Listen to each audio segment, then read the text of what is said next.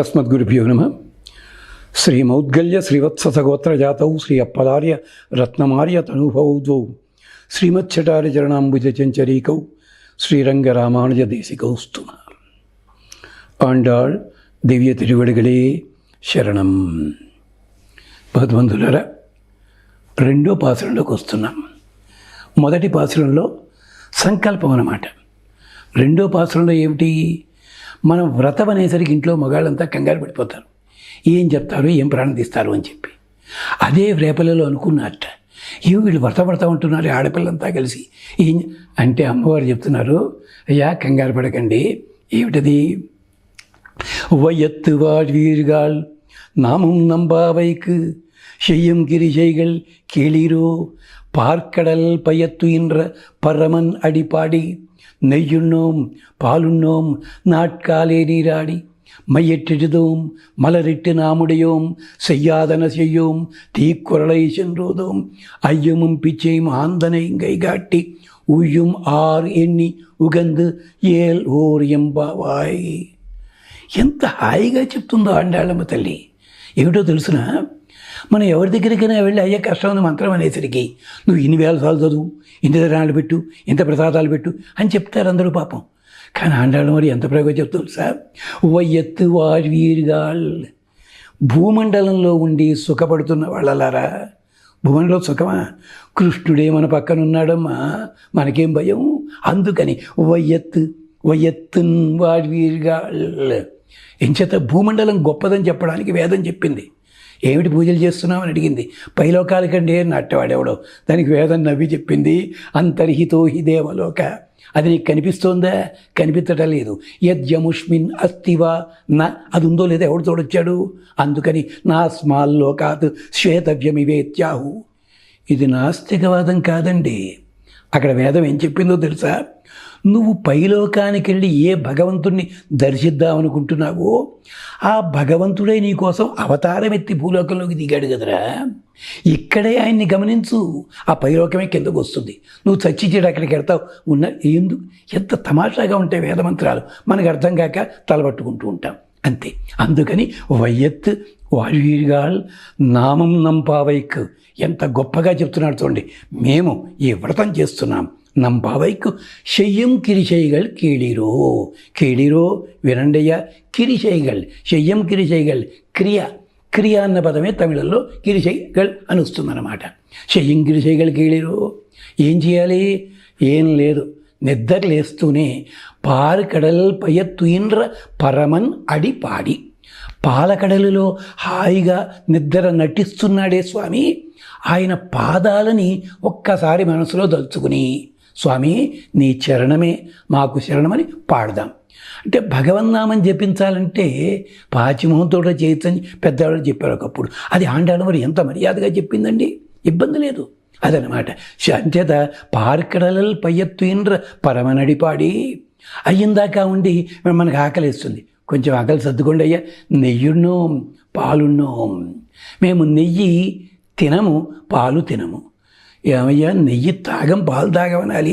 ఈ ఆడపిల్లలు ఏమిటండి, పల్లెటూరి పిల్లలు కదండి, వాళ్ళ క్రియలు అవి తెలియవు. ఉన్నోం కాదు, వాళ్ళొక రహస్యం చెప్తున్నారు.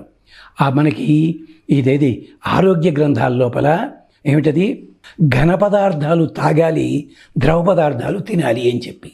ఎంచేత గ్లాసు నీళ్ళు ఒకసారి తాగేలేం మనం, గుక్కలు గుక్కలుగా తాగుతాం. అంటే నీళ్ళని ముక్కలు ముక్కలు చేసి తింటున్నా, అంటే తింటున్నట్టే కదా లెక్క.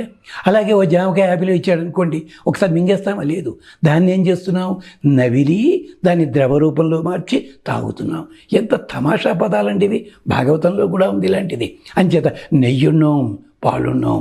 మేము అంటే బాగా ఉండే వస్తువులు మాకు వద్దు, అంటే మితంగా స్వీకరిస్తాం. ఏదైనా నెయ్యున్నాం పాలున్నాం అంటే వెంటనే ఏం చేస్తాం? నాట్కాలే నీరాడి తెల్లారుదామనే స్నానం చేస్తాం. 7ంటికి చేయకూడదా? అయ్యా వేదం చెప్పింది ఎలాగా? తెల్లవారుదామని స్నానం అంటే వేదమంత్రాలు చెప్పటల్లా మనకి సమయం చాలదు కనుక అక్కడేం చెప్పింది? తెల్లవారుదామని నీళ్లలో వరుణదేవుడు, అగ్నిదేవుడు, సూర్యుడు ముగ్గురు ఉంటారు. ఎలాగంటారా? పగటిపూట బ్రిడ్జి మించి పెడుతుంటే నీళ్లు ఎర్రగా కనిపిస్తాయి. పగటిపూట నీళ్లలో అగ్ని ఉంటాడు. రాత్రిపూట పెడుతున్నప్పుడు అవే నీళ్లు తెల్లగా కనిపిస్తాయి. అగ్ని బయటకు వచ్చాడు, రాత్రిపూట సూర్యుడు లోపలికి వెళ్ళాడు. తెల్లవారుదాముని ఇక సూర్యుడు బయటికి రావాలి, అగ్ని లోపలికి వెళ్ళాలి. ఈ మధ్యలో ఇద్దరిని అనుసంధానం చేయడానికి వరుణదేవుడు ఉంటాడు. అంటే మీకు వరుణశక్తి, అగ్నిశక్తి, సౌరశక్తి లభిస్తుంది, ఆరోగ్యం బాగుంటుంది. ఎంత అందమైన మాట చెప్పిందని అమ్మవారు. నాట్కాలే నీరాడి. ఇంకో తమాషా ఉంది. ఒక ఇంటిలో ఇద్దరు పెద్దలుంటే ఒకళ్ళకే నమస్కరిస్తే ఇద్దరికీ కోపం వస్తుందట. మనం తెల్లదానం చేయకుండా స్నానం బయటకు వస్తే ఏమిటి, అగ్నినైనా అవమానిస్తున్నాం, సూర్యుడినైనా అవమానిస్తున్నాం. దీనికనే రామాయణంలో కథ ఉంది. సుగ్రీవుడు ఎంతసేపు రాముడితోటే మాట్లాడాడు, లక్ష్మణ స్వామి మోహన్ చూడలే, అందుకని మొదట ఊళ్ళు పట్టిన దెబ్బలు పడ్డాయి కదా. ఇది అదే అర్థం అక్కడ. అందుకని నాటకాలే నీరాడి తెల్లారుదామనే లేద్దాం.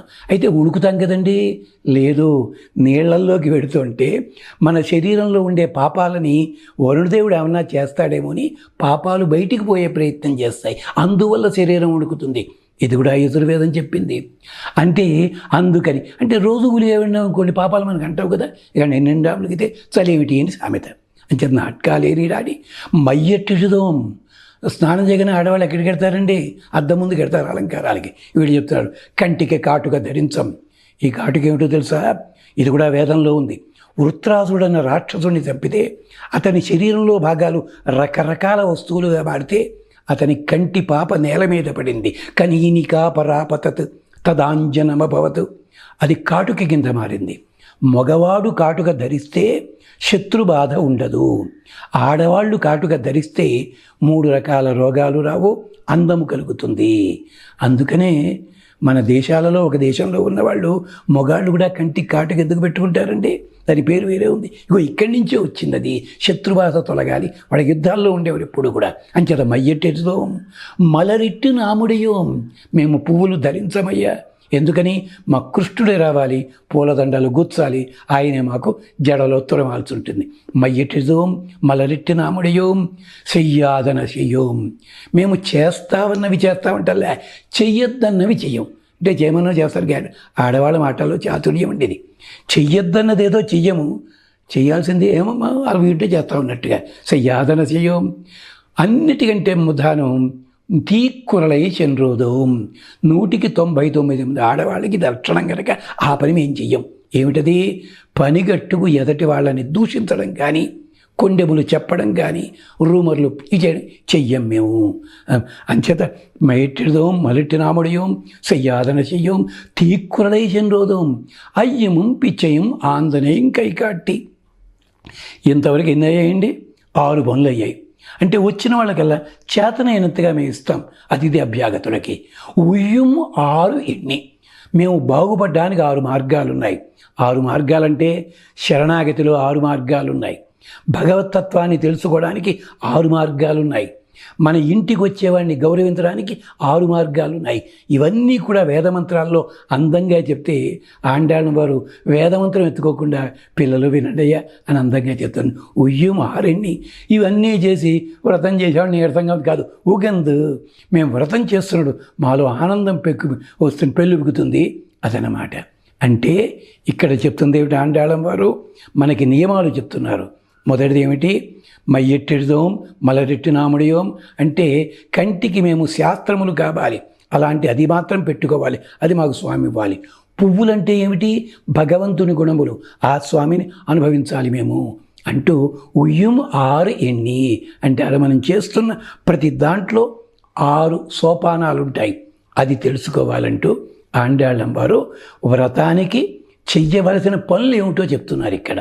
అంటే ఎక్కడ చూసినా కానీ అందుకని 6 అడుగులు వేసిన తర్వాత 7వ అడుగు పూర్తవుతుంది. అంటే ఏమిటి, వాళ్ళిద్దరూ సంసారంలో కలసి మెలసి ఉండడానికి పని మనకి అక్కడ కార్యక్రమం పూర్తయిన అర్థం అన్నమాట. ఈ ఒక్క 6 అన్న పదానికే ఎన్నో విశేషాలు రకరకాల సందర్భాల్లో ఉంటాయి. కానీ మనమంతా 1-2 మాత్రమే తెలుసుకుని చాలా సంతోషపడిపోతుంటాం. అంచేత కొత్తదేనా చెప్పాలని ప్రయత్నించాము. మళ్ళీ ఒక్కసారి పాసురం అనుకుందాం, సెలవు తీసుకుందాం. ఏమిటది, వైయత్ వాజ్వీర్గాల్ నామం నంబావైక్ శయ్యం గిరిజైగల్ కేళీరో పార్కడలల్ పయత్వీంద్ర పరమన్ అడిపాడి నెయ్యున్నోం. ఆ పాదాలేమిటి, ఒక చక్కటి బోటు వంటివి, అంటే చక్కటి పడవ లాంటివి. ఆయన పాదం పట్టుకుంటే చాలు మనం వెళ్ళిపోతాం. అంతే, పడవలో ఉన్నవాడికి ఈత రానక్కర్లేదే. అలాగా అంచేత మయ్యటెటిదోం మలరెట్టి నాముడియోం చెయ్యాదన చెయ్యోం. అంతే, కనీసం ఆ పని చేయి, నువ్వు మంచి పని చేసిన చేయకపోయినా పెద్దలు ఈ పని చేయకురంటే మాని చాలంతే.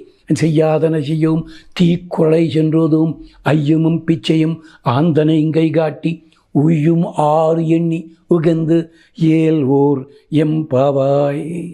ఎంత అందంగా చెప్పారు అమ్మవారు. అంచేత ఒక్కసారి అమ్మవారికి ప్రార్థన చేసుకుందావా? ఏమని? చిన్న మాట ఏమిటి? ఓం ఆముక్త మాల్యదాయై నమః. అంతే. స్వస్తి.